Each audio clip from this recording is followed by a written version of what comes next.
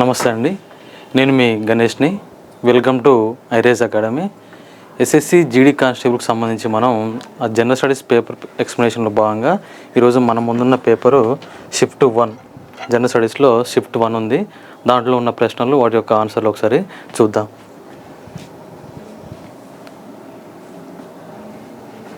చూడండి, residential intensive కోచింగ్లో భాగంగా మనకు ఐరేజ్ అకాడమీ నుంచి వస్తున్న ప్రోగ్రామ్ ఏంటంటే రెసిడెన్షియల్ ఇంటెన్సివ్ కోచింగ్. ఇక్కడ క్లాసెస్, స్టడీ హాల్స్తో పాటు అంటే బయట ప్రపంచంతో సంబంధం లేకుండా ఒకే దగ్గర నీకు క్యాంపస్ అట్మాస్ఫియర్ అనేది ఇక్కడ ఉంటుంది.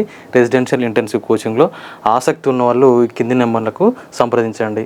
వాళ్ళు కంప్లీట్ ఇన్ఫర్మేషన్ మీకు అందిస్తారు. దీన్ని చక్కగా సద్వినియోగం చేసుకొని మన జాబు అయినటువంటి ఎస్ఏ జాబ్ను సాధించాలని. ఓకే, ఎస్ఎస్సి జీడీకి సంబంధించి జనరల్ స్టడీస్.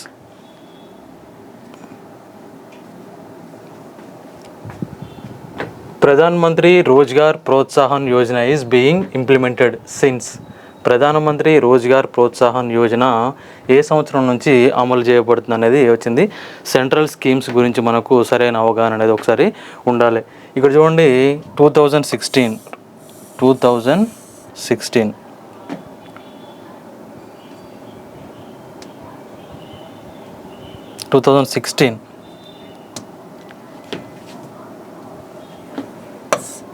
2016లో ప్రధానమంత్రి రోజ్గార్ ప్రోత్సాహన్ యోజన అనేది అమలు చేయబడుతుంది. 2016లో ఇంకా కొన్ని ప్రోగ్రామ్స్ ఉన్నాయి, ఒకసారి చూద్దాం.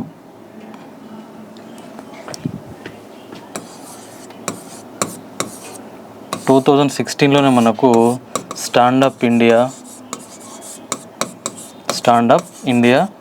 మరియు startup India.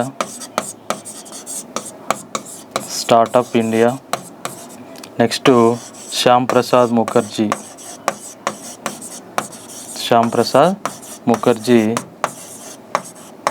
National rurban scheme.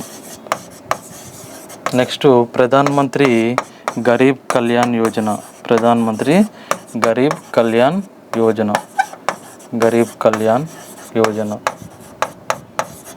ఇవన్నీ కూడా 2016కి సంబంధించిన పథకాలు. ప్రధానమంత్రి Rozgar Yojana, stand up India, startup India, Shyam Prasad Mukherjee national rural scheme. Next మాతృత్వ ప్రయోజన పథకం.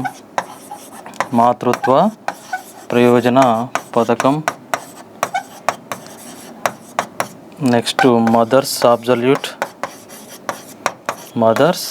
Absolute affection. ఇవన్నీ కేంద్ర ప్రభుత్వం తీసుకొచ్చిన పథకాలు 2016కు సంబంధించినవి. మళ్ళీ ఇంకా కొన్ని స్కీమ్స్ గురించి కూడా మనకు అవగాహన ఉండాలి.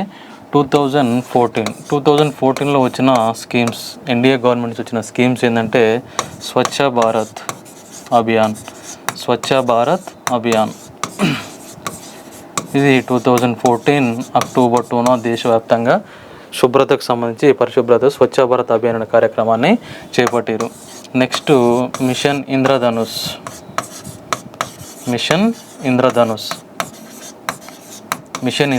కూడా 2014లో వచ్చింది. నెక్స్ట్ ప్రధానమంత్రి సంసద్ ఆదర్శ్ యోజన.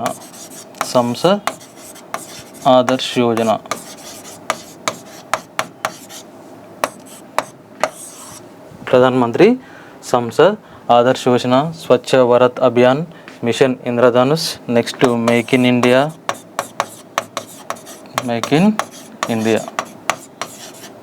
నెక్స్ట్ జన్ధన్ యోజన, ప్రధానమంత్రి జన్ధన్ యోజన. దీన్ దయాళ్ అంత్యోదయ్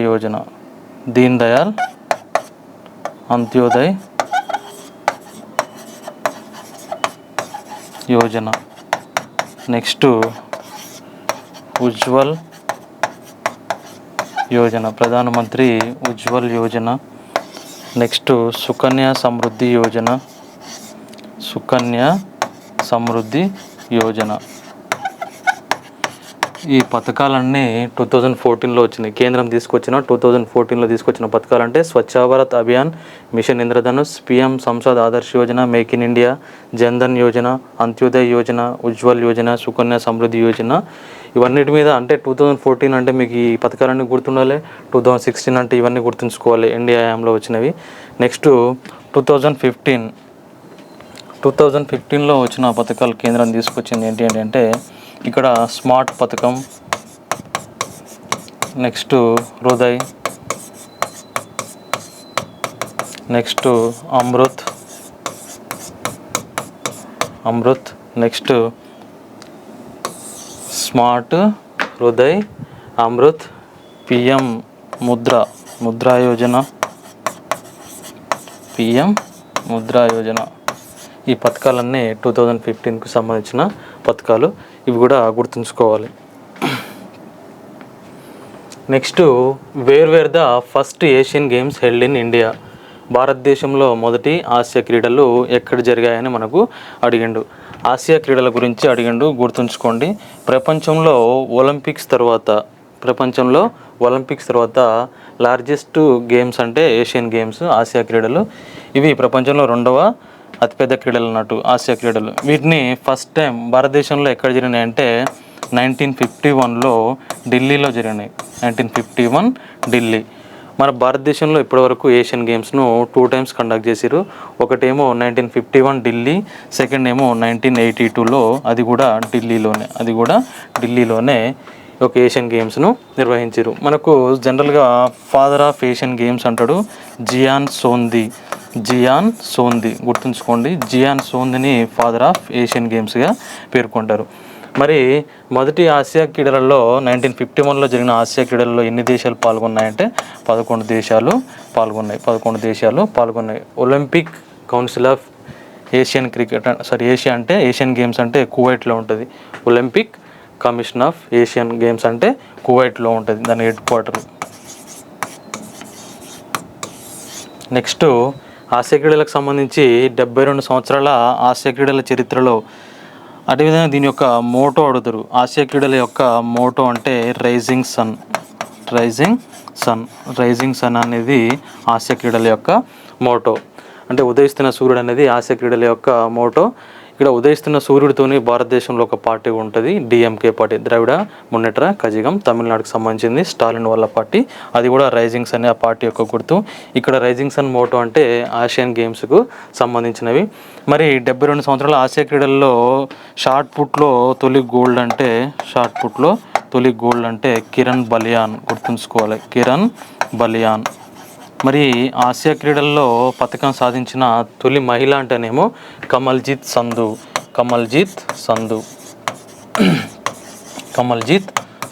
ఈ కమల్జీత్ సంధు అనే ఆమె తొలిసారిగా పథకాన్ని గెలుపొంది ఆసియన్ గేమ్స్లో. ఇక్కడ షార్ట్ పుట్లో ఫస్ట్ గోల్డ్ అంటే కిరణ్ బలియాన్ను గుర్తుంచుకోవాలి. ఆసియా క్రీడల పితామహుడు అంటే జియాన్ సోంది. ఇండియాలో ఇప్పటివరకు 2 టైమ్స్, 1951 ఢిల్లీ, 1982 ఢిల్లీ. నెక్స్ట్ ఇక్కడ 18వ ఆసియా క్రీడలు అంత ఇంపార్టెంట్ కావు, కానీ మ్యాచ్ ద ఫాలోయింగ్ అడిగినప్పుడు ఈజీగా గుర్తుంటుంది. 18వ ఆసియా క్రీడలు ఎక్కడ జరిగినాయంటే జకర్తా, ఇండోనేషియాలోని జకర్తాలో 18వ ఆసియా క్రీడలు జరిగినాయి. నెక్స్ట్ 19వ ఆసియా క్రీడలు 2023లో ఎక్కడ జరిగినాయంటే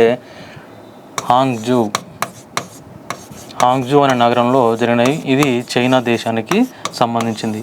దీంట్లో 2023 ఏషియన్ గేమ్స్లలో ఫ్లాగ్ బేరర్గా ఎవరు పనిచేసారంటే పిఆర్ రాజేష్. హాకీకి సంబంధించి పిఆర్ రాజేష్. ఈ పిఆర్ రాజేష్ అంటేనే 2023 19th ఒలింపిక్స్లో మన ఇండియా తరఫు నుంచి ఫ్లాగ్ బేరర్గా ప్రాతినిధ్యం వహించింది. అవి ఎక్కడ జరిగినాయంటే హాంగ్జౌ, చైనాలో జరిగినాయి. 19వ ఏషియన్ గేమ్స్ 2023లో జరిగినాయి. మరి ప్రజెంట్ జరగబోయేటి 20వ ఏషియన్ గేమ్స్ ఎక్కడ జరగబోతున్నాయి అంటే 2026లో నగోయి జపాన్లో జరగబోతున్నాయి. ఇవి గుర్తుంచుకోవాల్సిన అంశం. 2026లో 20వ ఆసియన్ గేమ్స్ ఎక్కడ జరగబోతున్నాయి అంటే నగోయి, జపాన్. ఇదొక అంశం. Next in August 2024 who bid farewell to the Supreme Court became the first woman Chief Justice of the High Court of the state of Telangana and was the 9th woman to be elevated to the Supreme Court of India. ఇక్కడ 2024 ఆగస్టులో సుప్రీంకోర్టుకు వీడ్కోలు పలికిన వారు తెలంగాణ రాష్ట్ర హైకోర్టుకు మొదటి మహిళా ప్రధాన న్యాయమూర్తి అయ్యారు మరియు భారత సుప్రీంకోర్టుకు పదోన్నతి పొందిన 9వ మహిళ ఎవరని అడిగారు. ఇక్కడ మనకు ఆన్సర్ వచ్చేసి హిమా కోహ్లీ. హిమా కోహ్లీ అంటే మనం గుర్తుంచుకోవాలి. చూడండి, హిమా కోహ్లీ ఈమె తెలంగాణ హైకోర్టుకు చీఫ్ జస్టిస్గా పనిచేసిన తొలి మహిళ 2021లో ఈమె తెలంగాణ రాష్ట్రానికి చీఫ్ జస్టిస్గా పనిచేసింది.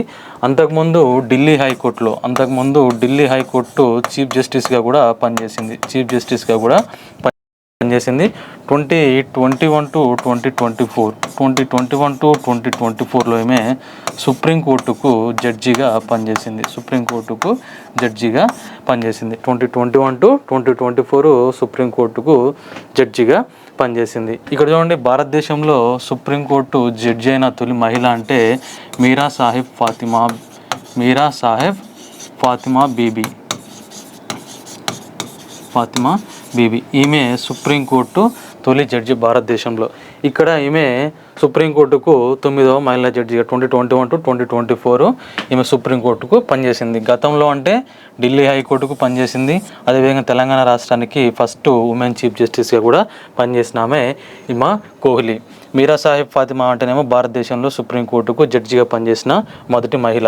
అదేవిధంగా భారతదేశంలో ఒక రాష్ట్రంలో హైకోర్టు చీఫ్ జస్టిస్గా పనిచేసిన మహిళ అంటే మాత్రం లీలా సేత్ను గుర్తుంచుకోవాలి. లీలా సేత్ హిమాచల్ ప్రదేశ్ రాష్ట్రానికి చీఫ్ జస్టిస్గా పనిచేసింది.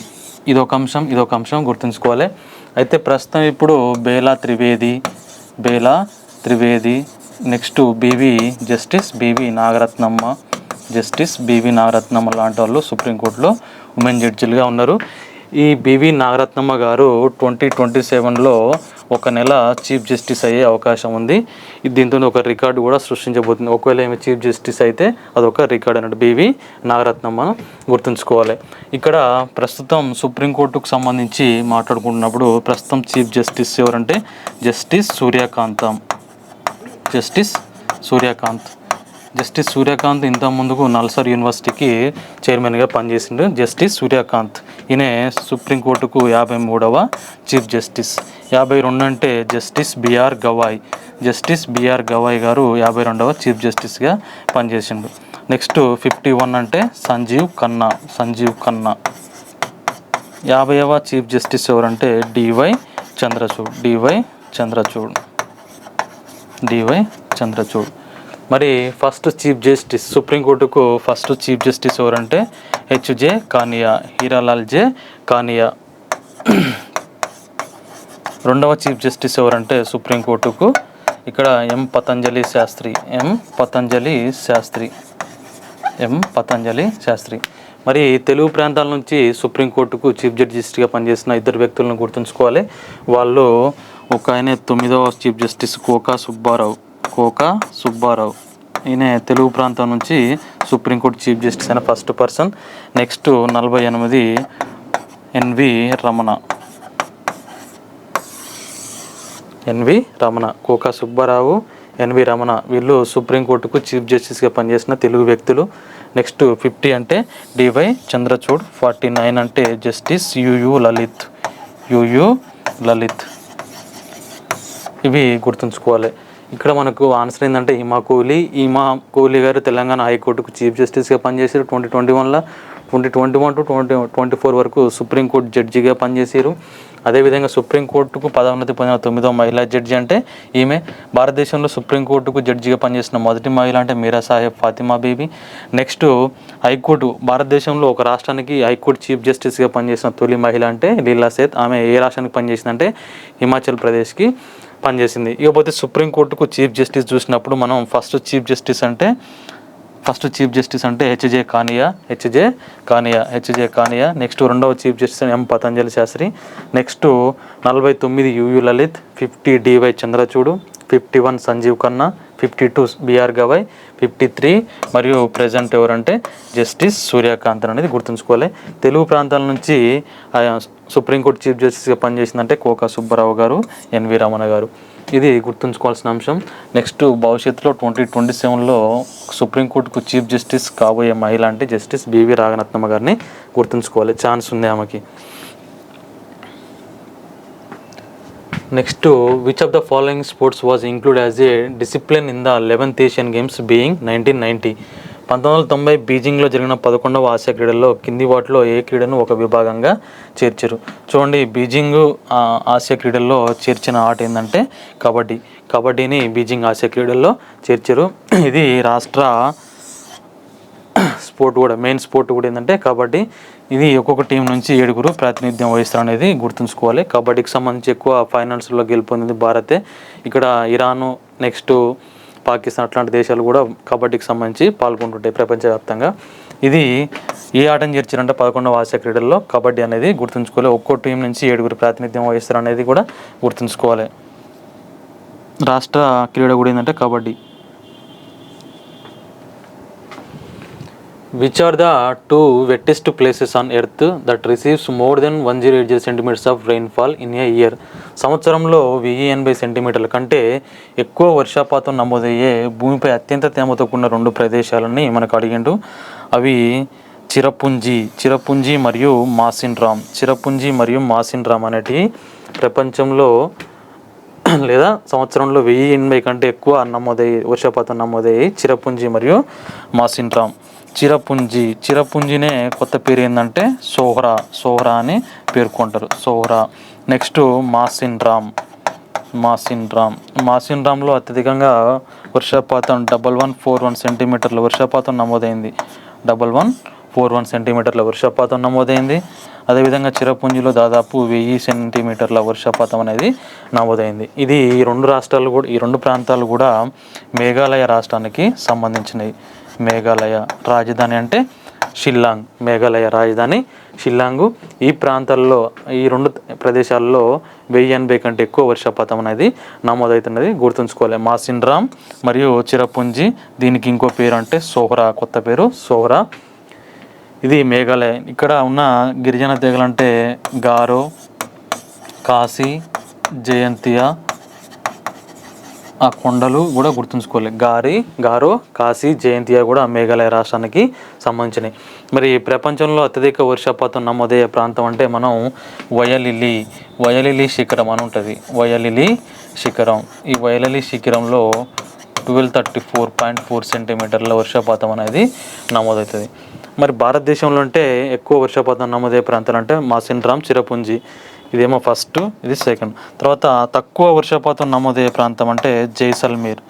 అది జైసల్మీర్, రాజస్థాన్ తారాడరికి సంబంధించింది. ఇక్కడ 15 సెంటీమీటర్ల కంటే తక్కువ వర్షపాతం అనేది నమోదవుతుంది. ఎక్కువ వర్షపాతం అంటే మాసిన్రామ్, చిరపుంజి, అది భారతదేశానికి సంబంధించి. జైసల్మీర్ అంటే తక్కువ, మాసిన్రామ్, చిరపుంజి ఎక్కువ. 1080-1141 మాసిన్రామ్. మరి ప్రపంచవ్యాప్తంగా అత్యధిక వర్షపాతం అంటే వయలిలి శిఖరం 1234.4 సెంటీమీటర్లు. ఇది గుర్తుంచుకోవాలి. Next, as per national multi dimensional poverty index of India A progress review 2023 data ఇచ్చారు ఇక్కడ. Which of the following union territories has the highest percentage of multi dimensionally poor? దీని ప్రకారం national multi dimensional poverty index MPI అని ఉంటుంది మనకు. ఈ MPI progress review ప్రకారం కేంద్ర ప్రాంతాల్లో ఏది బహుమతీయ పేదల శాతం ఎక్కువగా ఉందని అడిగిండు.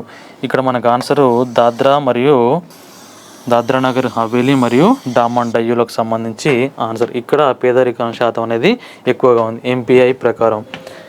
ఇక్కడ చూడండి, ఎంపీఐ ప్రకారం భారతదేశంలో బీద రాష్ట్రాలు లేదా పేదరిక రాష్ట్రాలు అంటే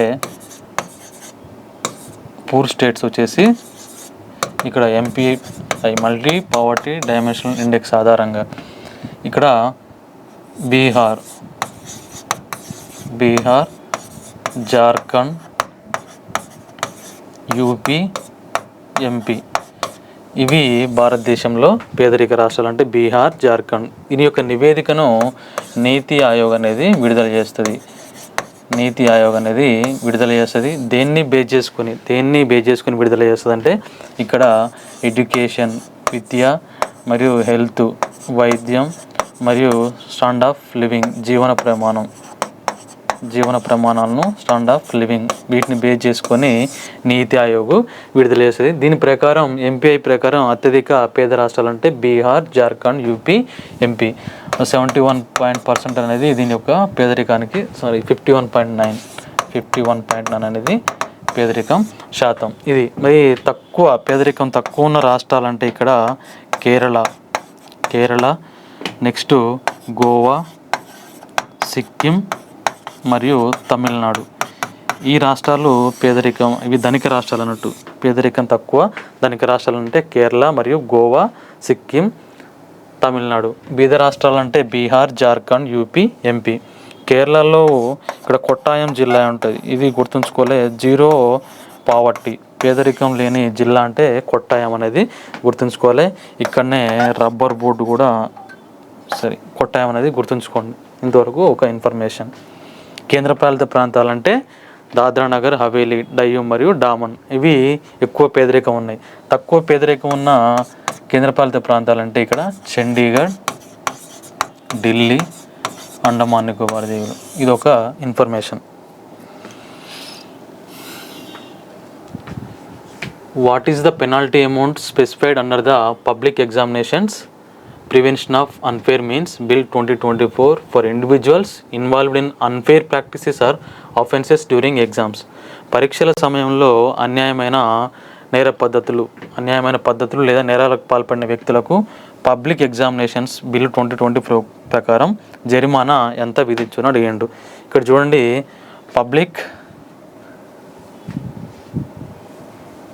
prevention of unfair means public examination bill 2024. దీని ప్రకారం ఎవరైనా మాస్ కాపీయింగ్ కానీ అట్లాంటి వాటికి పాల్పడే వాళ్ళకు పేపర్ లీకేజీ, మెయిన్గా పేపర్ లీక్లను అరికట్టడానికి తీసుకొచ్చిన చట్టం ఏంటంటే పబ్లిక్ ఎగ్జామినేషన్ బిల్ 2024.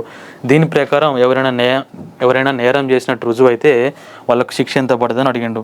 ఎవరైనా నేరం చేసినట్టే దీని ప్రకారం అంటే ఇది ఎక్కువగా పేపర్ లీక్లను అడ్డుకోవడం, ముఖ్యంగా నీటు, నెక్స్ట్ యూజీసీ, యూపీఎస్సి ఇట్లాంటి ఎగ్జామ్స్కి సంబంధించి వాటి యొక్క పేపర్ లీకేజ్ను అడ్డుకట్టడం కోసం తెచ్చిన బిల్ ఏంటంటే పబ్లిక్ ఎగ్జామినేషన్ బిల్ 2024. దీని ప్రకారం ఎవరైనా నేరం చేసినట్టు రుజువైతే వాళ్ళకు వ్యక్తిగతంగా ఒక పర్సనల్గా అయితే వాళ్ళకు 0 to 5 years 3 to 5 years అనేది జైలు శిక్ష మరియు దాదాపు 10 లక్షల రూపాయలు ఫైను. 3 నుంచి 5 సంవత్సరాలు జైలు శిక్ష మరియు 10 లక్షలు అనేది ఫైన్. ఇది ఒక వ్యక్తి అయితే. అదేవిధంగా ఒక ఆర్గనైజేషన్ లేదా యూనియన్ అయితే వాళ్ళకు ఆర్గనైజేషన్ లేదా యూనియన్ వాళ్ళకు 5 to 10 years జైలు మరియు ₹1,00,00,000 పైగా ఫైను. మెయిన్గా గుర్తుంచుకోవాల్సింది ఏంటంటే పేపర్ లీకేజీని అరికట్టడం కోసం కేంద్రం తీసుకొచ్చిన బిల్ ఏంటంటే పబ్లిక్ ఎగ్జామినేషన్ బిల్ 2024. దీని ప్రకారం ఎవరైనా నేరం చేసినట్టయితే వ్యక్తిగతంగా అయితే అతనికి 3 నుంచి 5 సంవత్సరాల వరకు జైలు శిక్ష, 10 లక్షలు జరిమానా. అదే ఒక సంస్థ లేదా ఆర్గనైజేషన్ లాంటివి అయితే 5 to 10 years జైలు అనేది ఉంటుంది. ఇక్కడ ₹1,00,00,000 ఫైను, 5 నుంచి 10 సంవత్సరాలు జైలు. మెయిన్ దీని ఒక ఉద్దేశం ఏంటంటే పేపర్ లీకేజ్ని అడ్డుకట్టడం, మాస్ కాపీయింగ్ పాల్పడకుండా చూసుకోవడం దీని యొక్క ముఖ్య ఉద్దేశం.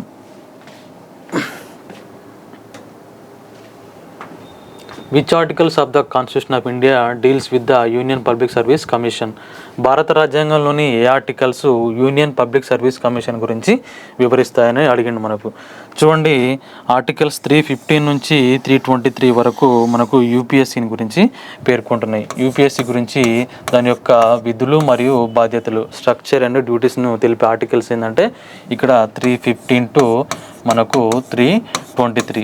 వీళ్ళ యొక్క పదవీ కాలం అంటే 6 years లేదా 65 years, ఏది ముందుగా వస్తే అది. మరి యూపీఎస్సీ చైర్మన్ మరియు సభ్యులను ఎవరు నియమిస్తారంటే ఇక్కడ చైర్మన్ ప్లస్ సభ్యులను ఎవరు నియమిస్తారంటే రాష్ట్రపతి అన్నట్టు ఆయన నియమిస్తాడు. ఇది గుర్తుంచుకోవాలి. మరి యూపీఎస్సీ భారతదేశంలో ఏ కమిషన్ మేరకు ఏర్పడింది? ఏ కమిషన్ ప్రకారం భారతదేశంలో యూపీఎస్సీ ఏర్పడిందంటే మనం ఏం చెప్పాలంటే లీ కమిషన్ సూచనల మేరకు 1926లో ఇక్కడ యూపీఎస్సీ అనేది ఏర్పడింది. Union public service commission UPSC అనేది ఏర్పడింది. మరి స్వాతంత్రం పూర్వం 1926లో ఏర్పడ్డ యూపీఎస్సీకి ఫస్ట్ చైర్మన్ అప్పుడు ఎవరు పనిచేశారంటే రాస్ బార్కర్ అంటేనే యూపీఎస్సీకి చైర్మన్గా పనిచేసినాడు ఏర్పడ్డప్పుడు. మరి ఆఫ్టర్ ఇండిపెండెన్స్ స్వాతంత్ర్యానంతరం యూపీఎస్సీకి ఫస్ట్ చైర్మన్ ఎవరంటే హెచ్కే కృపలాని. జేబీ కృపలాని వేరు, హెచ్కే కృపలాని వేరు. జేబీ కృపలాని ఇండిపెండెన్స్ వచ్చినప్పుడు ఐఎన్సీకి అధ్యక్షత వహించిండు, ఆయన జేబీ కృపలాని. ప్రాథమిక హక్కుల ఉపసంఘం chairman JB Kripalani. Kisan Mazdoor union పార్టీని ఏర్పాటు చేసిండు ఆయనే జేబీ కృపలాని. ఆయన భార్య సుచేత కృపలాని భారతదేశంలో యూపీ రాష్ట్రానికి సీఎంగా పనిచేసిన తొలి మహిళ. భారతదేశంలో ఫస్ట్ ఉమెన్ చీఫ్ మినిస్టర్ అంటే సుచేత కృపలాని, అది జేబీ కృపలాని, వాళ్ళకి సంబంధించిన ఇన్ఫర్మేషన్. ఇక్కడనేమో హెచ్కే కృపలాని ఎవరంటే యూపీఎస్సీకి ఫస్ట్ ఇండియన్ చైర్పర్సన్. నెక్స్ట్ ప్రస్తుతం యూపీఎస్సీ చైర్మన్ ఎవరంటే డాక్టర్ అజయ్ కుమార్గా మనం గుర్తుంచుకోవాలి. యూపీఎస్సీ యొక్క ఆర్టికల్స్ అంటే 315 to 323. భాగం అంటే రాజ్యాంగంలోని 14వ భాగం. రాజ్యాంగంలోని 14వ భాగంలో యూపీఎస్సీ గురించి పేర్కొన్నారు. Article 315 to 323. పదవీ కాలం అంటే 6/65. చైర్మన్ ప్లస్ సభ్యులను ఎవరు నియమిస్తారంటే రాష్ట్రపతి. ఏ కమిషన్ మేరకు యూపీఎస్సీ ఏర్పడ్డదంటే 1926లో లీ కమిషన్ సూచనల మేరకు ఏర్పడ్డది. ఫస్ట్ చైర్మన్ అంటే రాస్ బార్కర్. ఇండిపెండెన్స్ వచ్చినప్పుడు అంటే హెచ్కే కృపలాని. నెక్స్ట్ ప్రస్తుతం అంటే డాక్టర్ అజయ్ కుమార్. ఇది గుర్తుంచుకోవాలి.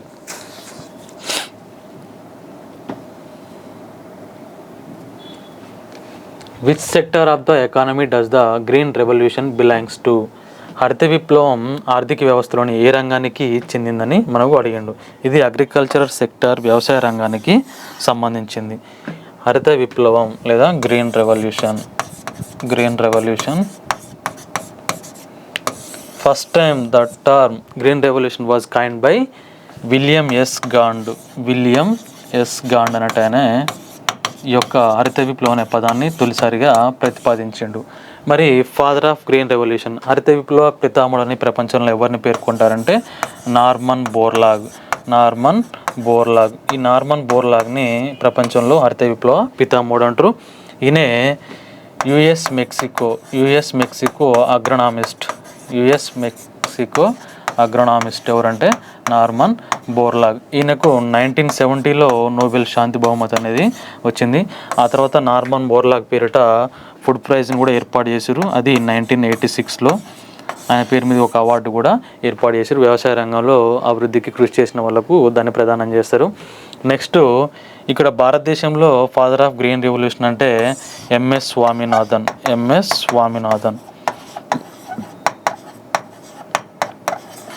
ఈ యొక్క హరిత విప్లవాన్ని వ్యవసాయ విప్లవం అన్నది ఎవరంటే Ernest are brown.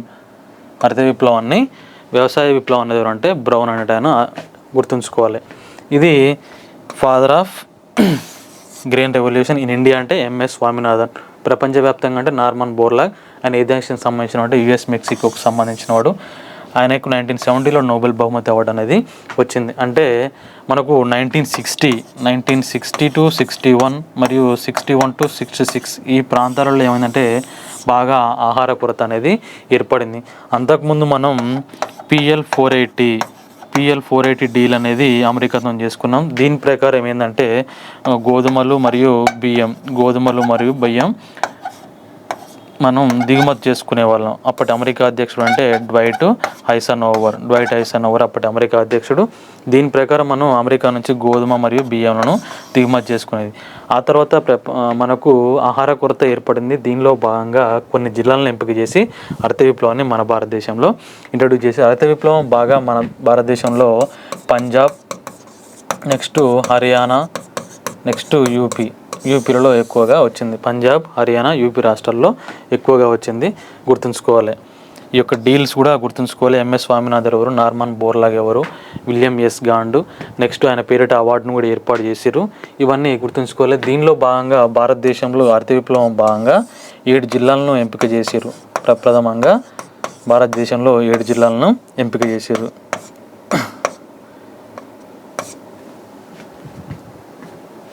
ADP intensive agricultural district programme అంటే సాంద్ర వ్యవసాయ జిల్లాలో భాగంగా 7 జిల్లాలను ఎంపిక చేసి దీన్ని ప్రాజెక్ట్ను చేపట్టారు. గ్రీన్ రెవల్యూషన్ ఇది గుర్తుంచుకోవాల్సిన అంశం. మెయిన్గా ఏ రంగం అంటే వ్యవసాయ రంగం అనేది గుర్తుంచుకోవాలి. దీనిలో భాగంగా మనకు 1962 సర్లేండి ఇంతవరకు okay. Next the annual Mamallapuram dance festival which includes performances of Indian classical dances, Bharatanatyam, Kuchipudi, Kathak, Mohiniyattam, Odissi and Kathakali is organised in. భారత శాస్త్రీయ నృత్యాలైన భరతనాట్యం, కూచిపూడి, కథక్, మోహినియాట్టం, ఒడిస్సీ మరియు కథకళి ప్రదర్శనలు కలిగి ఉన్న వార్షిక మామల్లపురం డ్యాన్స్ ఫెస్టివల్ లేదా నృత్యోత్సవం ఎక్కడ నిర్వహించబడింది అని అడిగిండు మనకు. ఇది తమిళనాడు. చూడండి మనం ఈ పేరును బట్టి మామల్లపురం, ఈ మామల్లపురం పేరును బట్టి కూడా మనం ఆన్సర్ తమిళనాడు అని గుర్తుపట్టాలి. ఎందుకంటే ఇక్కడ మనం పల్లవ డైనాస్టిక్ సంబంధించి ఒక రూలర్ నరసింహవర్మ, పల్లవ నరసింహవర్మను గుర్తుంచుకోండి. ఈ నరసింహవర్మకు ఉన్న టైటిల్స్ ఏంటంటే మామల్ల. ఆయనకున్న టైటిల్ ఏంటంటే మామల్ల. ఇది ఎప్పుడు వచ్చిందంటే ఆయనకు ఇక్కడ బాదామి చాళుక్యుల్లో గ్రేటెస్ట్ రూలర్ ఎవరంటే రెండవ పులకేశిని ఓడించి వాతాపి వరకు, బాదామి చాళుక్యుల రాజధాని వాతాపి వరకు ఆయనను తరిమి ఆయన పొందిన బిరుదు ఏంటంటే నరసింహవర్మ పొందిన బిరుదు ఏంటంటే మామల్ల. ఈ మామల్ల ఆ తర్వాత మహాబలిపురం, ఆయన పేరు మీద ఆయన బిరుదుతో ఒక మామల్ల పట్టణం నిర్మించిండు. ఆ పట్టణం తర్వాత ప్రస్తుతం ఇప్పుడు మహాబలిపురంగా పిలువబడుతుంది. ఈ మహాబలిపురంలోనే పల్లవులకు సంబంధించిన ఆర్ట్ అండ్ ఆర్కిటెక్చర్ కూడా మనకు కనపడుతుంది. అది కూడా ఎవరిదంటే పల్లవ నరసింహవర్మ యొక్క ఆర్కిటెక్చర్ అనేది అక్కడ కనపడుతుంది. పంచపాండవ రథాలు, నెక్స్ట్ భగీరథి, నెక్స్ట్ అర్జునుని తపస్సు, ఇవన్నీ కూడా ఎక్కడ లభిస్తాయంటే మనకు మహాబలిపురం ఆర్ట్ అండ్ ఆర్కిటెక్చర్లో కలవు. పంచపాండవ రథాలు కూడా అక్కడనే ఉన్నాయి. అంటే ఆ టైటిల్ని బట్టి మామల్లపురం డ్యాన్స్ ఫెస్టివల్ ఎక్కడ జరుగుతుందంటే మనం తమిళనాడు అనేది గుర్తుంచుకోవాలి. ఆ టైటిల్ ఎంతవరకు అంటే పల్లవ నరసింహవన్కి మామల్ల, దాని నుంచి మహాబలిపురం అనేది వచ్చింది. ఇంతకుముందు ఇక్కడ 44th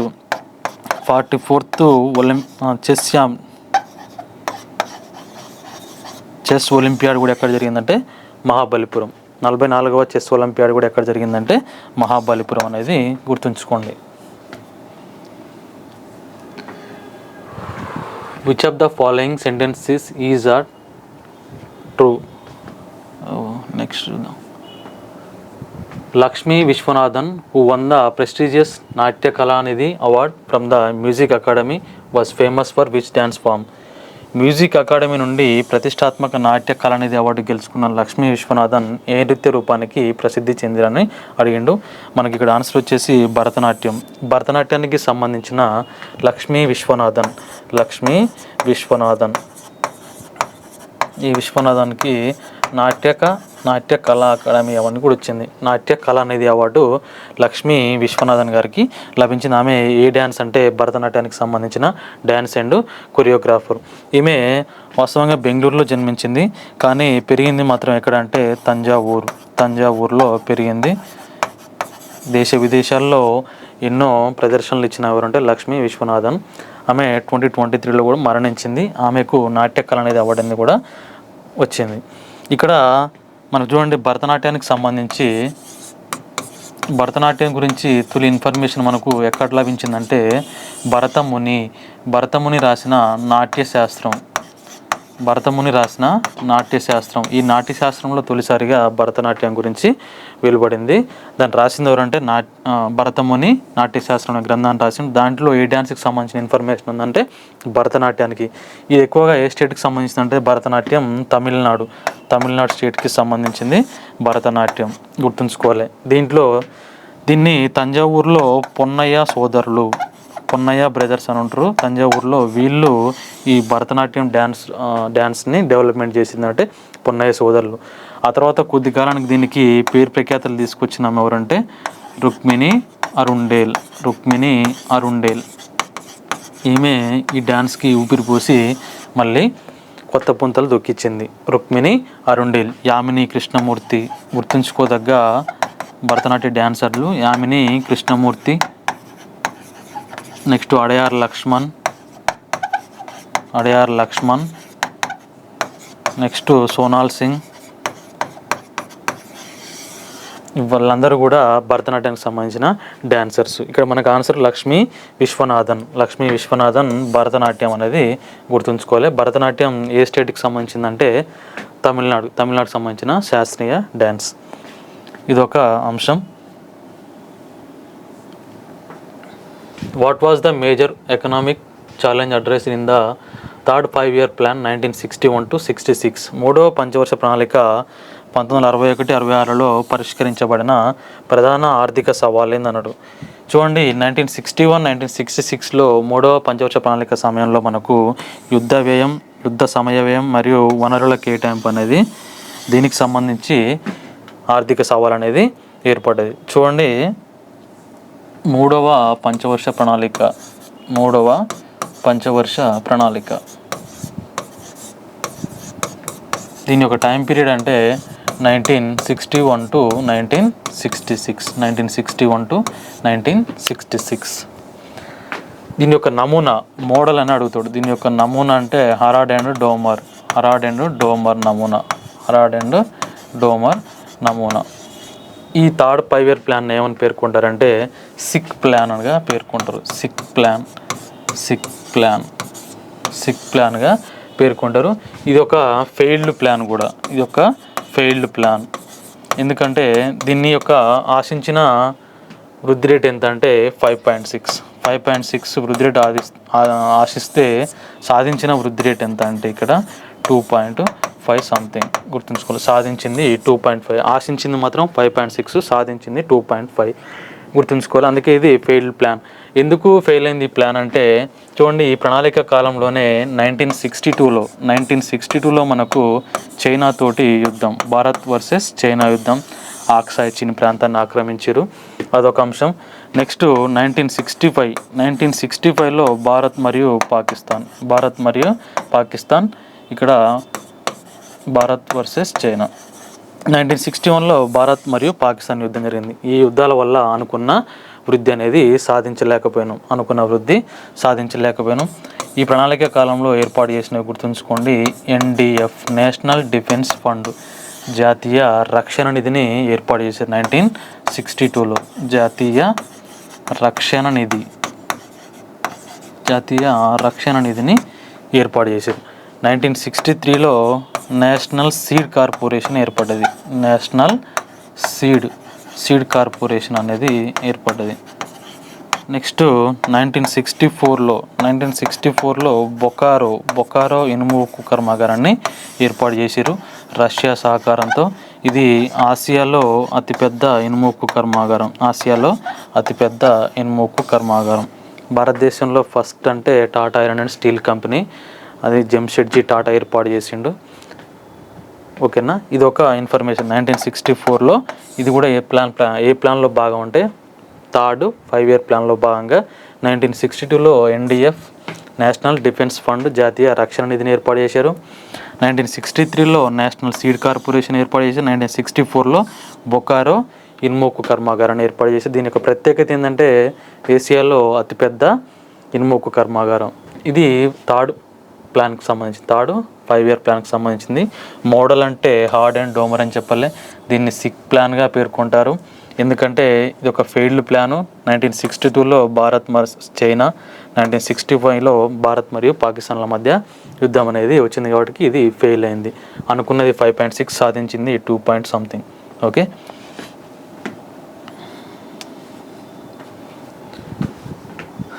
October 2, 2022న మహాత్మా గాంధీ 8వ జయంతిని జరుపుకున్నారు. October 2, 2022 marked the dash birth anniversary of Mahatma Gandhi celebrated as Gandhi Jayanti. October 2, 2022ను ప్రస్తుతం 2025. ఓకే. మహాత్మా గాంధీ ఎన్నో జయంతి అని అడిగిండు. దీనికి సంబంధించి ఒకసారి ఇన్ఫర్మేషన్ చూద్దాం. చూడండి, మహాత్మా గాంధీ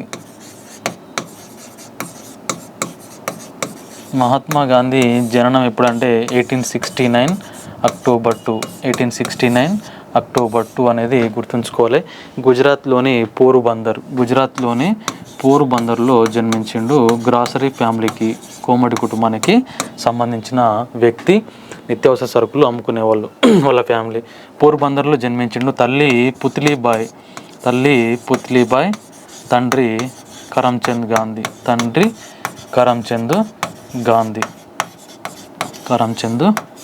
1869లో జన్మించిండు. ఇక్కడ 1888లో బారెట్లా లేదా బారిస్టర్ చదవడానికి ఇంగ్లాండ్కు పోయిండు. 1888లో ఇంగ్లాండ్ పోయిండు. అది పూర్తయిన తర్వాత 1891 వచ్చి బొంబాయిలో న్యాయవాద వృత్తిని చేపట్టిండు. బొంబాయిలో అడ్వకేట్గా న్యాయవాద వృత్తిని చేపట్టిండు. 1893లో ఇక్కడ సౌత్ ఆఫ్రికాకి వెళ్ళిండు. 1893లో ఇక్కడ గుజరాత్ నుంచి వెళ్ళిపోయిన ఒక వర్తకుడు అబ్దుల్లా సేఠ్ అని ఉంటాడు. అబ్దుల్లా సేఠ్ యొక్క కేసులను వాదించడానికి సౌత్ ఆఫ్రికాకు 1893లో వెళ్ళి ఈయన అక్కడే 22 సంవత్సరాలు గడిపి మళ్ళీ 1915లో భారతదేశానికి తిరిగి వచ్చిండు. ఈయన యొక్క రాజకీయ గురువు ఎవరంటే గోపాలకృష్ణ గోఖలే యొక్క పిలుపు మేరకు ఈయన జాతీయ ఉద్యమంలో పార్టిసిపేట్ చేయడానికి భారతదేశానికి వచ్చిండు. ఏ తారీఖున వచ్చిండంటే 1915 జనవరి 9 వచ్చిండు. దీన్ని పురస్కరించుకొని మనం జనవరి 9 ప్రవాస భారతీయ దివస్ NRI డేగా జరుపుకుంటాం. 1915 జనవరి 9. ఎందుకంటే గాంధీజీ విదేశాల నుంచి భారతదేశానికి వచ్చిండు. సౌత్ ఆఫ్రికాలో 22 సంవత్సరాలు ఒక కేసును వాదించడానికి వెళ్ళి అక్కడే జాతి వివక్షతకు వ్యతిరేకంగా పోరాడి 22 సంవత్సరాల తర్వాత భారతదేశానికి తిరిగి వచ్చిండు. 2003లో ABVP గవర్నమెంట్, అటల్ బిహారీ వాజ్పేయి ప్రభుత్వం తొలిసారిగా NRI డేను నిర్వహించింది. అప్పటి నుంచి కంటిన్యూస్గా మనం NRI డేను జరుపుకుంటున్నాం. మరి ఇంగ్లాండ్కు 1888లో వెళ్ళినని చెప్పినాం. మరి ఇంగ్లాండ్లో ఉన్నప్పుడు ఈయనను ప్రభావితం చేసిన పుస్తకాలు ఏంటి అని అడుగుతాడు ఒక్కోసారి. ఇంగ్లాండ్లో ఉన్నప్పుడు జాన్ రస్కిన్ రాసినటువంటి అన్ టు ద లాస్ట్ అనే పుస్తకం ఒకటి గుర్తుంచుకోవాలి. నెక్స్ట్ మేడం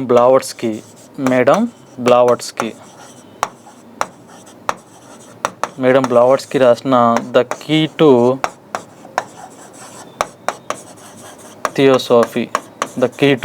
థియోసాఫీ అనే పుస్తకాలను చదివి బాగా ప్రభావితుడైండు. అదేవిధంగా మేడం బ్లావట్స్కి యొక్క డాక్ట్రిన్ ఆఫ్ సీక్రెట్, రహస్య సిద్ధాంతం ఉంటుంది. మేడం బ్లావట్స్కి యొక్క రహస్య సిద్ధాంతాన్ని చదివి ప్రభావితం అయిందంటే అన్బిసెంట్ ఆ పుస్తకాన్ని చదివి ప్రభావితమై ఆమె థియోసాఫికల్ సొసైటీలో చేరింది. ఆ తర్వాత థియోసాఫికల్ సొసైటీకి ప్రెసిడెంట్ అయ్యింది, INCకి ప్రెసిడెంట్ అయింది. అది అన్బిసెంట్కి సంబంధించిన ఇన్ఫర్మేషన్. ఇక్కడ ముఖ్యంగా ఎవరి పుస్తకం చదివి ప్రభావితం అంటే ఇంగ్లాండ్లో ఉన్నప్పుడు జాన్ రస్కిన్ అనే ఒక పుస్తకం అంటే అన్ టు ది లాస్ట్. నెక్స్ట్ ఇంకా ఎవరెవరు పుస్తకాలు చదివి ప్రభావితులు ఏంటంటే ఒకసారి చూడండి. Ethics of diet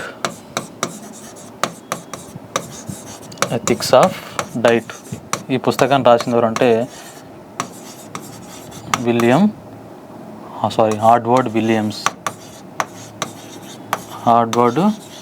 Williams. Next Bhagavad Gita. Next Henry David Thoreau ఈ సివిల్ డిసోబీడియన్స్.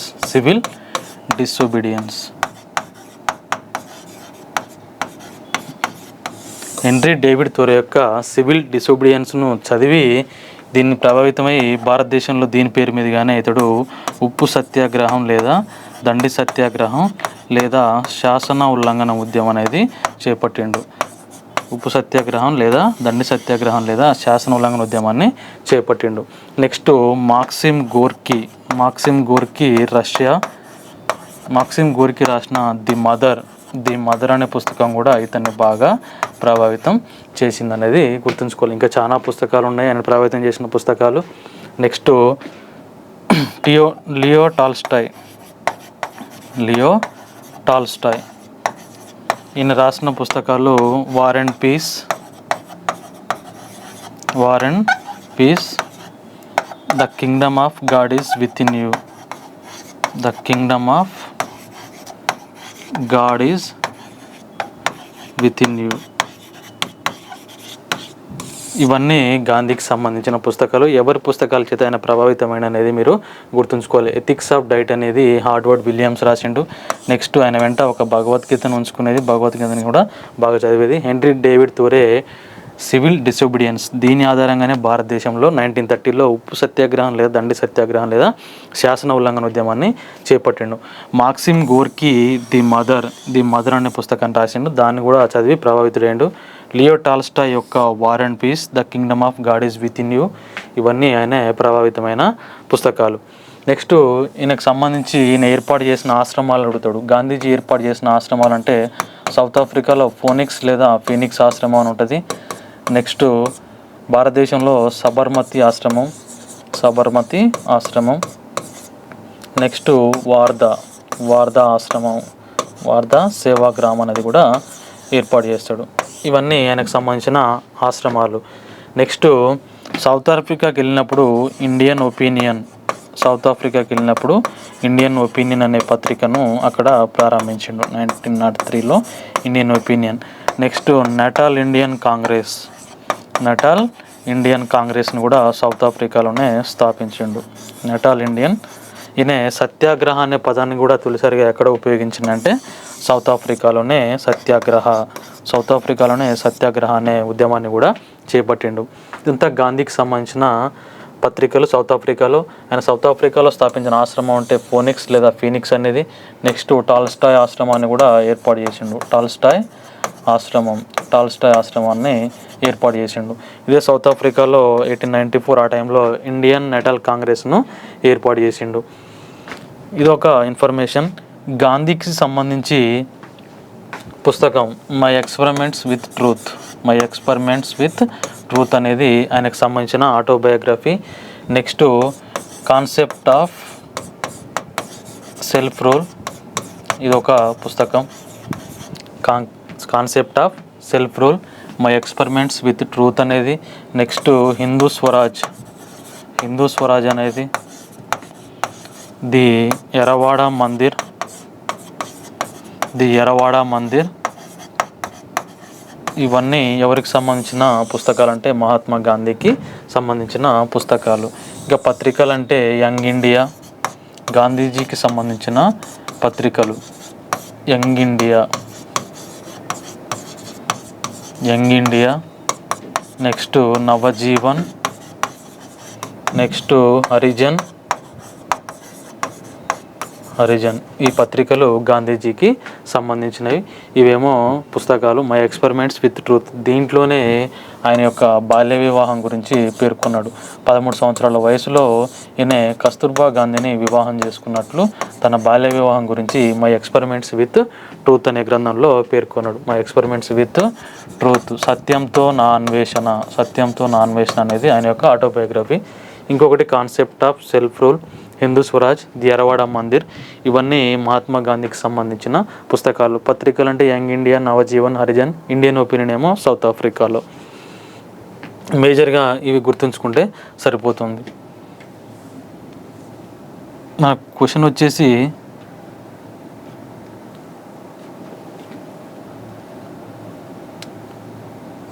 వచ్చేసి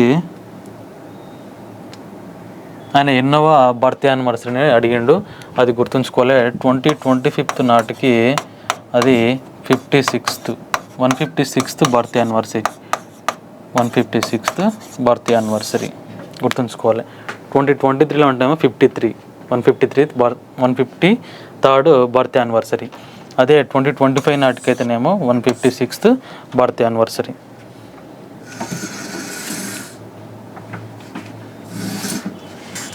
next the NBPW which can be considered as the most widespread Iron Age pottery stands for.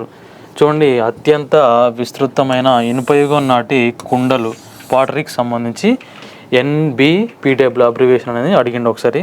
చూడండి, northern black polished ware. Northern black polished ware అనేది ముఖ్యంగా మౌర్యుల కాలానికి సంబంధించి కుండల తయారీ. మౌర్యుల కాలంలో కుండల తయారీ కలర్ ఏంటంటే northern black polished ware. Northern black polished ware. ఇక్కడ కుండల వినియోగం అనేది విస్తృతంగా, కుండల తయారీ అనేది విస్తృతంగా ఆధునిక పద్ధతిలో అమల్లోకి వచ్చింది. అంటే మాడిఫైడ్ పాటరీ, కొద్దిగా అభివృద్ధి చెందిన కుండల తయారీ అనేది ఎక్కడ జరిగిందంటే మౌర్యుల కాలం నాటికి జరిగింది. అంతకుముందు OPR ఆక్వర్డ్ colour paintings, next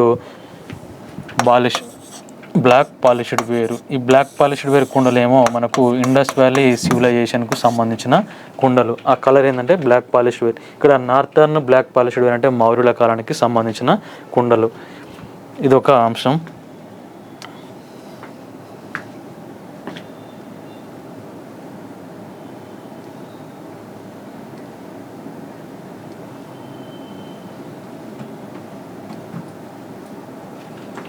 next part 3 of the constitution of India started about which of the following అని అడిగిండు. భారత రాజ్యాంగంలోని మూడవ భాగం దేని గురించి పేర్కొంటుంది అన్నాడు.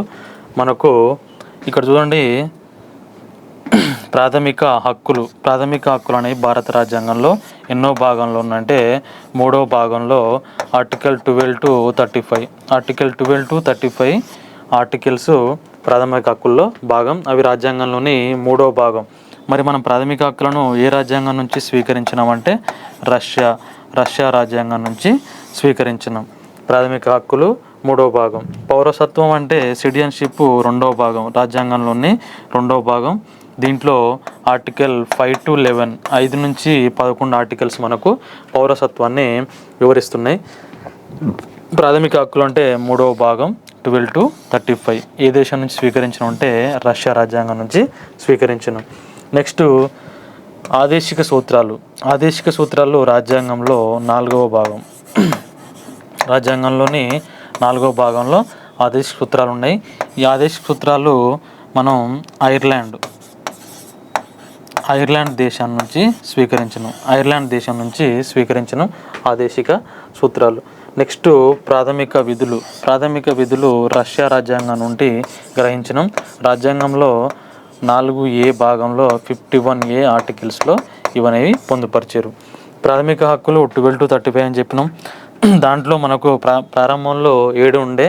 1978లో మొరార్జీ దేశాయ్ ప్రధానమంత్రిగా ఉన్నప్పుడు 44వ రాజ్యాంగ సవరణ ద్వారా ఆస్తి హక్కును మనం ప్రాథమిక హక్కుల జాబితా నుండి తొలగించినాం. దీన్ని తొలగించి ప్రస్తుతం 300A చట్టబద్ధమైన హక్కుగా ఉన్నది. రాజ్యాంగంలో చట్టబద్ధమైన హక్కు. అంతకుముందేమో రాజ్యాంగంలో భాగంగా ఉండేది, దాన్ని తొలగించి ఇప్పుడు కేవలం చట్టబద్ధమైన హక్కు మాత్రమే. 1978 44వ రాజ్యాంగ సవరణ. అప్పటి ప్రధానమంత్రి అంటే మొరార్జీ దేశాయ్ ప్రధానమంత్రిగా ఉన్నప్పుడు ఆస్తి హక్కును ప్రాథమిక హక్కుల జాబితా నుండి తొలగించారు. ఇవి గుర్తుంచుకోవాల్సిన అంశాలు. మొదటి భాగంలోనేమో భారత రాష్ట్రాల గురించి ఇన్ఫర్మేషన్ ఉంటుంది. ఫస్ట్ భాగంలో రాజ్యాంగంలోని మొదటి భాగంలో 1 to 4 ఆర్టికల్స్ ఉంటాయి. అవి కొత్త రాష్ట్రాల ఏర్పాటు, సరిహద్దు, పేర్ల మార్పు, ఇవన్నీ మొదటి భాగంలో ఉంటాయి. 1956 SRC ప్రకారం 14 రాష్ట్రాలు, 6 కేంద్రపాలిత ప్రాంతాలు ఉండేవి. అప్పుడు దాని ప్రకారం వాటి సమాచారం ఉంటుంది. తర్వాత కొత్త రాష్ట్రాల ఏర్పాటు, సరిహద్దు, పేర్ల మార్పు అనేది ఫస్ట్ భాగంలో మొదటి నుంచి 4 ఆర్టికల్స్ వరకు ఉంటుంది. నెక్స్ట్ రెండవ భాగంలో 5 నుంచి 11 అంటే పౌరసత్వం. నెక్స్ట్ మూడో భాగంలో ప్రాథమిక హక్కులు రష్యా రాజ్యాంగం నుంచి గ్రహించినాం 12 to 35. నెక్స్ట్ ఆదేశిక సూత్రాలు అంటే రాజ్యాంగంలో 4వ భాగం ఐర్లాండ్ దేశం నుంచి గ్రహించినాం. నెక్స్ట్ ప్రాథమిక విధులు అంటే స్వరణ్ సింగ్ కమిటీ. ప్రాథమిక విధులు స్వరణ్ సింగ్ కమిటీ సూచనల మేరకు ఏర్పాటు చేసిరు. స్వరణ్ సింగ్ కమిటీ సూచనల మేరకు వీటిని ఏర్పాటు చేసిరు. అది ప్రాథమిక విధులు. 4A 51A. Next which of the following plants can be made to క్లిమ్స్ wall using special support. క్రింది వాటిలో ఏ మొక్కను ప్రత్యేక మద్దతు ఉపయోగించి గోడలు ఎక్కించడానికి ఉపయోగించవచ్చు. చూడండి, గుమ్మడికాయ మొక్క. గుమ్మడికాయ మొక్క అన్నా కన్నా దీన్ని గుమ్మడి తీగ, నెక్స్ట్ సోర తీగ, నెక్స్ట్ బీర, ఇట్లాంటి తీగ జాతి మొక్కలు ఏమైతే గోడల నుంచి ఇంటి పైకప్పు కానీ గోడలకు ఎక్కడం కానీ జరుగుతుంది. ఇది చూడండి, పొద్దుతిరుగుడు మొక్క కానీ, నిమ్మ మొక్క కానీ, గులాబీ మొక్క కానీ ఇవి తీగ జాతికి సంబంధించినవి కావు. ఇందులో గుమ్మడికాయ మొక్క అనేది మనం గుమ్మడి తీగ అని పేర్కొంటుంటాం. సోర తీగ, బీర తీగ ఇట్లాంటి తీగ జాతి మొక్కలే యొక్క గోడలను ఎక్కడానికి మద్దతును ఉపయోగించి గోడలు ఎక్కడం కానీ ఇంటి పైకప్పు ఎక్కడం కానీ జరుగుతుంది. ఆన్సర్ ఏంటంటే పంకిన్ ప్లాంట్ అనేది దీని యొక్క ఆన్సర్. కారణం ఏంటంటే ఇది తీగలుగా సాగుతుంది కాబట్టి, తీగలుగా వెళ్తుంది కాబట్టి. Who were the key figures behind the recommendations that formed the basis of the government of India act 1919 భారత ప్రభుత్వ చట్టం ఆధారంగా రూపొందించిన సిఫార్సులు వెనుక ఉన్న కీలక వ్యక్తులను అడిగిండు. అంటే అప్పటి గవర్నర్ జనరల్ ఎవరైనా అడిగిండు, లేదా వైస్ రాయ్స్ ఎవరైనా అడిగిండు. 1919కి సంబంధించి ఇక్కడ లార్డ్ చేమ్స్ఫోర్డ్ మరియు ఎడ్విన్ మాంటేగ్ వీళ్ళు 1919 భారత ప్రభుత్వం చట్టం రూపొందించినప్పుడు దీన్నే ఈ 1919 భారత ప్రభుత్వ చట్టాన్నే మాంటేగ్ చేమ్స్ఫోర్డ్ రిఫార్మ్స్గా పేర్కొంటారు. 1919 మాంటేగ్ చేమ్స్ఫోర్డ్ రిఫార్మ్స్గా పేర్కొంటారు. చూడండి, ఇక్కడ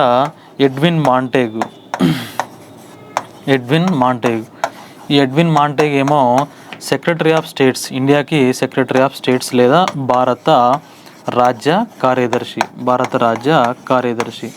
ఇక్కడ చేమ్స్ఫోర్డ్ ఏమో వైస్రాయ్. వీళ్ళున్నప్పుడే 1919 భారత ప్రభుత్వ చట్టాన్ని ప్రవేశపెట్టారు.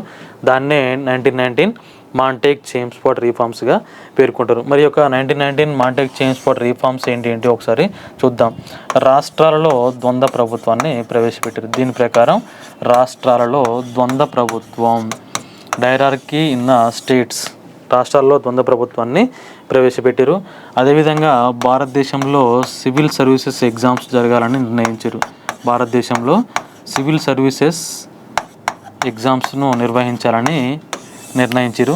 దాని ప్రకారమే 1926 లీ కమిషన్ సూచనల మేరకు యూపీఎస్సీ అనేది ఏర్పాటు చేశారు.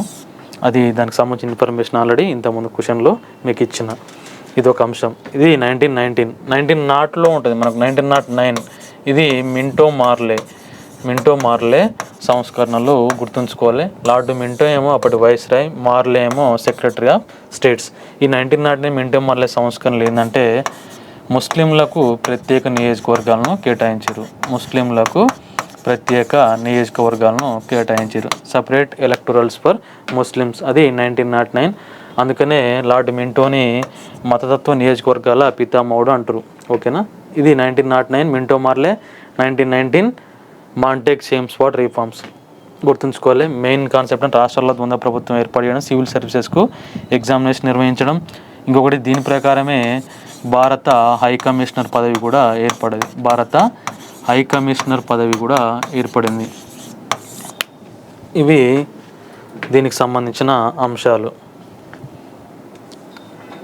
Next, when did Michael Faraday discover electromagnetic induction, the principle behind the electric transformer and generator అని అడిగాడు. విద్యుత్ ట్రాన్స్ఫార్మర్ మరియు జనరేటర్ వెనుక ఉన్న సూత్రమైన విద్యుదయస్కాంత ప్రేరణను మైకేల్ ఫెరడే ఎప్పుడు కనుగొన్నాడు అని అడిగాడు.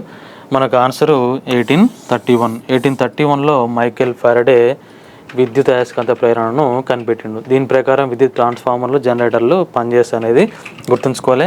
ఇదే మైకేల్ ఫెరడే.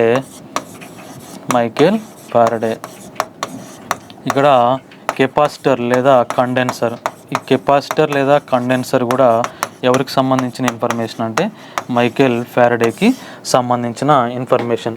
విద్యుదయస్కాంత ప్రేరణ, ఎలక్ట్రోమాగ్నెటిక్ ఇండక్షన్. ఈ విద్యుదయస్కాంత ప్రేరణ ప్రకారం మనకు ట్రాన్స్ఫార్మర్ అనేవి పనిచేస్తాయి. అన్యోన్య ప్రేరణ అని ఉంటుంది, దానిలో కూడా అన్యోన్య ప్రేరణ. ఈ అన్యోన్య ప్రేరణ ప్రకారం ట్రాన్స్ఫార్మర్ అనేవి పనిచేస్తాయి. ఈ ట్రాన్స్ఫార్మర్లో కూడా step up transformer, step down transformer ఉంటాయి. స్టెప్ అప్ మరియు స్టెప్ డౌన్ ట్రాన్స్ఫార్మర్లు ఉంటాయి. చూడండి, వోల్టేజ్ని పెంచినప్పుడు హై వోల్టేజ్ అయితే స్టెప్ అప్ ట్రాన్స్ఫార్మర్లు, వోల్టేజ్ తగ్గించినప్పుడు స్టెప్ డౌన్ ట్రాన్స్ఫార్మర్లుగా గుర్తుంచుకోవాలి. మనకు స్టెప్ అప్ ట్రాన్స్ఫార్మర్లకి ఎగ్జాంపుల్స్ ఏంటి అంటే ఇక్కడ మనకు ఎక్కడైతే ఎక్కువగా విద్యుత్తును తయారు చేస్తారో విద్యుత్ తయారీ కేంద్రాల్లో ఉండే ట్రాన్స్ఫార్మర్లు, విద్యుత్ తయారీ కేంద్రాల దగ్గర తయారయ్యేటివి, మరియు దోమల బ్యాట్లలో కూడా ఏదంటే స్టెప్ అప్ ట్రాన్స్ఫార్మర్ని ఉపయోగిస్తారు. నెక్స్ట్ పోతే డైనమో, నెక్స్ట్ జనరేటర్ లేదా డైనమో. ఇది కూడా ఎవరు సృష్టించారంటే మైకేల్ ఫారడే. దీని యొక్క ఉపయోగం ఏంటంటే మనం యాంత్రిక శక్తిని విద్యుత్ శక్తిగా మార్చడం, యాంత్రిక శక్తిని విద్యుత్ శక్తిగా మార్చడానికి మనం డైనమోను ముఖ్యంగా సినిమా హాళ్ళు, ఫంక్షన్ హాళ్ళల్లో ఎక్కువగా ఉపయోగిస్తారు. అది డైనమో లేదా జనరేటర్. యాంత్రిక శక్తి నుంచి విద్యుత్ శక్తికి మారుస్తారు. మైకేల్ ఫారడే 1831లో ఈ యొక్క విద్యుదయస్కాంత ప్రేరణని కనిపెట్టిండు. కెపాసిటర్, కండెన్సర్లు దానికి సంబంధించిందే. స్టెప్ అప్, స్టెప్ డౌన్ ట్రాన్స్ఫార్మర్లు గుర్తుంచుకోవాలి. ఇది ముఖ్యంగా ట్రాన్స్ఫార్మర్కి సంబంధించి ఏసీ కరెంట్లోనే ఇది బాగా ఉపయోగపడుతుంది. ఏసీ కరెంట్కి సంబంధించే ఇది ఉపయోగపడుతుంది అనేది గుర్తుంచుకోవాలి. Next, Shivaji Carnatic legendary singer who Singh in Europe, north America and the United nations general assembly. Who was she? ఆమె యూరప్, ఉత్తర అమెరికా మరియు ఐక్యరాజ్య సమితి సర్వసభ్య సమావేశంలో పాడిన కర్ణాటక సంగీత దిగ్గజ గాయని. మనకు కర్ణాటక సంగీతం అంటే ఎమ్మటే గుర్తుకు రావాల్సిన ఆన్సర్ ఏంటంటే ఎంఎస్ సుబ్బలక్ష్మి. మధురై షణ్ముఖ ఒడిపి సుబ్బలక్ష్మి, ఎంఎస్ సుబ్బలక్ష్మి గుర్తుంచుకోవాలి. ఎంఎస్ సుబ్బలక్ష్మి గారు ఐరోపా మరియు నార్త్ అమెరికా మరియు ఐక్యరాజ్య సమితి సర్వసభ్య సమావేశంలోగా ఆమె కచేరీలు నిర్వహించింది. ఈమెకు 1998లో ఇక్కడ భారత ప్రభుత్వం భారతరత్న అవార్డుతో గౌరవించింది. భారతరత్న పురస్కారాన్ని ప్రదానం చేసింది. ఎవరికి? ఎంఎస్ సుబ్బలక్ష్మి గారికి. ఈమె ఏ సంగీతంలో దిగ్గజరాలంటే కర్ణాటిక్ సంగీతంలో దిగ్గజరాలు భారతరత్న అనేది. Next, queen of melody Lata Mangeshkar గారికి 2001లో ఇక్కడ భారత ప్రభుత్వం భారతరత్న అవార్డును ప్రదానం చేసింది. ఇక్కడ మనకు ఆన్సర్ వచ్చేసి ఎంఎస్ సుబ్బలక్ష్మి. ఎంఎస్ సుబ్బలక్ష్మి తర్వాత ఐరాసాలో కచేరీలు నిర్వహించిందంటే ఏఆర్ రెహమాన్ కూడా నిర్వహించింది. ఇది కర్ణాటక సంగీతానికి సంబంధించి ఎంఎస్ సుబ్బలక్ష్మికి సంబంధించిన ఇన్ఫర్మేషన్. Thank you.